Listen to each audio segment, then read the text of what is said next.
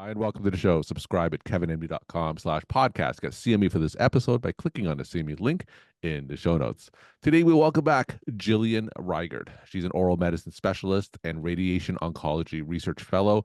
Today's KevinMD article is "A Rich Life Looks Different for Everyone. Lessons from My Own Near Deathbed Regrets."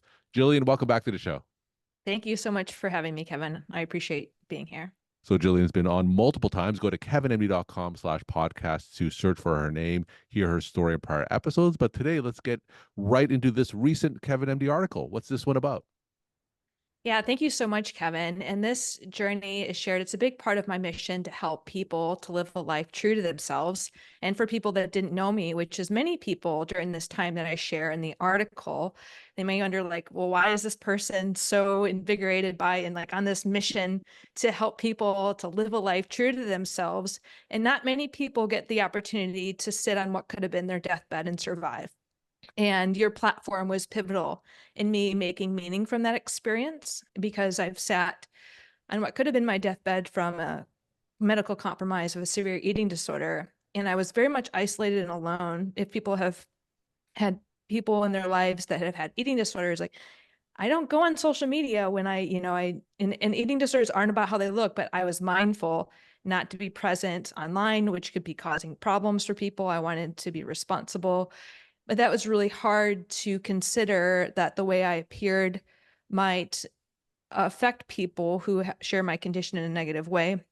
And it also made me feel quite isolated. And we've talked multiple times on your podcast that our medical world doesn't really have a lot of solutions for people that have more chronic anorexia and have severe, medical compromise. So I was just feeling okay, well, I could die here. I don't know where to turn. I was isolated. And because I survived, initially I had a lot of survivor's guilt. And so I hid under a rock for about 5 years. And then I wrote an article, the one that you titled, "I Risked My Career to Save My Life." And, before we started recording, we talk about we don't know the impact of sharing our story. Mm-hmm. And so I shared that story, and it was the first time that I started to release all that guilt and shame of what I was carrying and the survivor's guilt in choosing, okay, this is my life, and how can I create meaning from it? And so this article is really about that. When people face serious illness, if they don't process it, it can turn to PTSD, which is what happened to me. And sometimes it can turn to post-traumatic growth. My hope in sharing is that people can find meaning, apply it to their own life. And of course, for my own journey, it's just a part of that healing process and starting to move forward, and hope that people will stop and pause and audit their life before they reach their deathbed and maybe not have second or third chances like I've had the honor, I don't know what you call it, the honor, the privilege, the stubbornness to have in my own life. So you mentioned that you felt survivor's guilt for about 5 years and you quote unquote hid under a rock during that time. So for those who aren't familiar with that concept, talk a little bit more about what that is and how you felt during that time. Yeah, so I left oral surgery in 2017. I was in the military. I was facing suicidality. I didn't think my life was worth living. In the time that I was in oral surgery from 2014 to 2017, my ex-boyfriend died. My co-resident died. My commander died. 3 different people. I had friends that died prematurely, all of which I thought had vigor for life, that their lives were cut really short. And how dare I survive somebody who wants to die? And to have faced those deathbeds and not care if I was going to die, and then lose people that I wasn't expecting to lose. I had the guilt, I had the guilt of leaving surgery, but more I had the guilt that I survived. And I wish that they would have survived and I would have died. So that was their survivor's guilt. And was there an event and that made you decide one day to share that story on a platform? I thought I was going to die. I thought I was going to die. And I had a sense of urgency I started writing on your blog about anorexia because I was like, I have all this information about anorexia I need to share to get out because like there's so much that's going wrong about this concept and like so much people having pain. So I started with those incrementally. And then I just felt at the time that I shared my article with you, I because I was in such a critical state of like, doesn't even matter. People called me brave and I was like, no, I was apathetic, right? It was like, I didn't care who knew.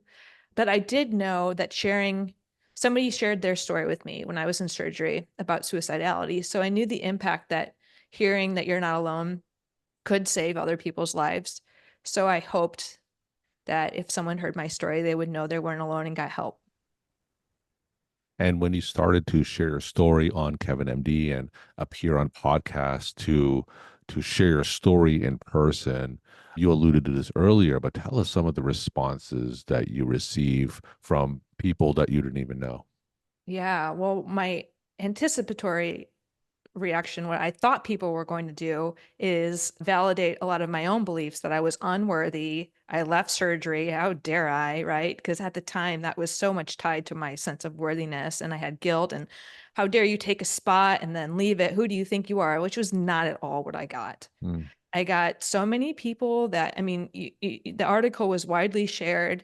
People came into my life. The community I have now was prompted by that article and say, thank you for writing it. Because I lost my career in the military, I don't have to be filtered because I think I thought I was going to die. I'm not filtered where other people might be afraid of their job loss or their reputation. Like I didn't fear that because I sat on deathbed. I didn't want to survive. And that's the benefit that I gained from that, if there can be a benefit. But, being able to be vulnerable and then for other people to come into my life and for them to then release their stories and to unburden themselves of that guilt and shame, that really started to bond us. Mm. How are you doing today? There was a hurricane here on the other day, but I think at this point, I have decided to pursue a master's in therapy, which is something that I had been wanting to do since I was young. I'm living it to give is what I would say is, Mhm. and what I mean by that is I really am on a mission to help people to tune in to what their values are, to audit their lives now, to focus on what matters. And when I did that, I was feeling a gut nausea because I was like, am I doing that? Where am I not doing that? And I kept thinking, I've always wanted to pursue a role in the mental health space. I still have a specialty of oral medicine, and it just didn't feel like the right place for me. And if I were going to die, I would have regretted not pursuing some sort of mental health specialty. So I was going to pursue psychiatry, but I really wanted to get good at psychotherapy. And I had the honor of meeting with many different physicians who offered me that question of, it sounds like you would do better pursuing a training in psychotherapy, Mhm.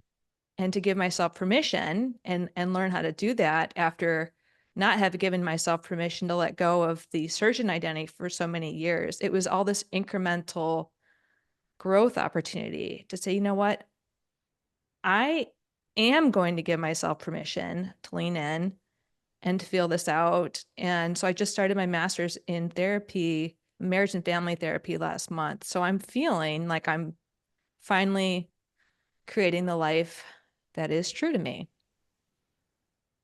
We were talking offline about sometimes when we share stories on these platforms, we don't know who's reading it and we Mm-hmm. don't know how it's going to make a difference. You've received so much positive feedback. Is there one example or story that you could share about a difference your story made on someone else? I hear a lot of things in private because people may not be willing to share. And for them to reach out and just say, I really needed to hear that today. And they may not even share what they mean by that, but I can feel that. And so there's multiple instances. And I would say that there are days when I ask myself, does my life even matter? Does what I'm doing even matter? And their impact, that message keeps me going. So for them to say, I needed to hear that today, then I go, and whenever I post something that I've learned, I just trust that there might be at least one person that needs to hear it. And the meaning of releasing it into the atmosphere, right, at least gets it out for me too. So there's always a benefit of some way. Yeah, I just say it's mainly those behind the scenes messages that I get in my DMs. Sharing such a difficult story obviously isn't easy. And I know that you faced a lot of obstacles and challenges, and it took a long time for you to, of course, share your story. And I get a lot of messages from other physicians, clinicians, people across the healthcare spectrum asking how can they share their story, because sometimes it's not intuitive, or else they would have shared it earlier. So what kind of tips do you have for our listeners who have a difficult story, who may be facing some of the similar experiences that you have faced, in order to get them to share their story? What kind of advice do you have?